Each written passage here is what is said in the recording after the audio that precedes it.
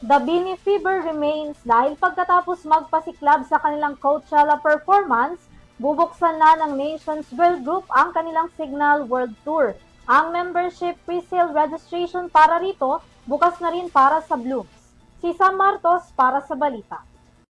Hindi pa man natatapos ang pagtatanghal ng Nations Girl Group na Bini sa global stage na nagaganap pa rin sa Coachella Valley Music and Arts, magkakaroon na rin sila ng papalapit na tour kung saan bukas na sa publiko ang registration para sa kanilang Bini Signal World Tour na gaganapin naman sa Cebu.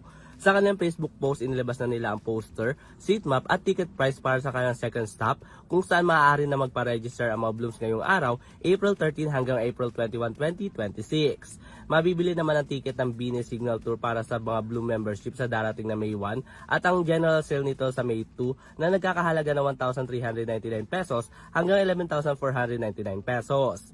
Magaganap naman ang first step ng Signal World Tour ng Bini sa darating na June 20 sa SMO Arena kung saan mabibili naman ang pre-sale ng kanilang ticket simula bukas April 15.